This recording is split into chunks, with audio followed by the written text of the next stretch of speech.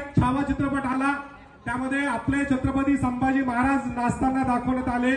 त्या बाबतीत आवाज मीच उठवला होता की आम्हाला आमचे महाराज नाचताना नकोय।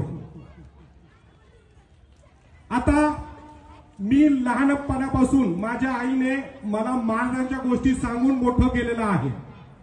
माझी आई मला नेहमी सांगायची की बघ देखो माँ का सुनेंगे तो ऐसे बड़े आदमी बनेंगे। आता मुलांनो, मी तुम्हाला ती गोष्ट सांगतो माझी आणि माझ्या आईची आणि छत्रपती शिवाजी महाराजांची। काय झालं, गल्लीत एकदा भांडणं झाली। भांडणं झाल्यानंतर तो आमच्या समोर राहायचा। त्या मुलाला त्याची आई रागवत होती, पण तो म्हणायचा अगं मग राजे आपण, एवढे त्याचे शब्द असायचे। तिथे वाद चालला होता। त्या गल्लीत मी माझ्या आईच्या बाजूला उभा होतो। त्या मुलाला त्याची आई समजावून देत होती, परंतु तो समजून घेत नव्हता। मग त्याची आई बोलली अरे शिवाजी जन्मावा पण तो शेजारच्या घरात। तितक्यात माझ्या आईने पदर समोर केलं, आकाशाकडे बघितलं, काहीतरी ती पुटपुटली।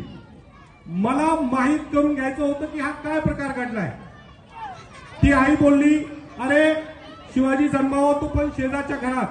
तेव्हा माझ्या आईने आकाशाकडे काय मागणं केलं हे जाणून घ्यायची माझी इच्छा झाली। मी आईच्या मागे लागलो, परंतु आईने मला दिवसभर काही सांगितलं नाही। पण संध्याकाळी जेव्हा मी विचारलं की आई, ती समोरची बाई त्याच्या मुलाला म्हणली की शिवाजी जन्मावा पण तो शेजारच्या घरात, तर तू असं काय बोलली, तू आकाशाकडे काय मागितलं? तर माझी आई म्हणली अरे मैंने ऊपर वाले को बोला कि या अल्लाह वो घर हमारा हो। त्या दिवसापासून मला महाराजांची क्रेज जाणवली आणि मी महाराजांविषयी वाचू लागलो। मुलांनो, जर आपल्याला आपलं आयुष्य भविष्य उज्ज्वल घडवायचं असेल तर प्रत्येकाने महाराजांचं वाचन करावं। त्यांचं चारित्र्य आपल्याला प्रेरणा घेण्यासारखं आहे। एवढंच बोलतो। जय महाराष्ट्र, जय शिवाजी, जय शंभूराजे। धन्यवाद।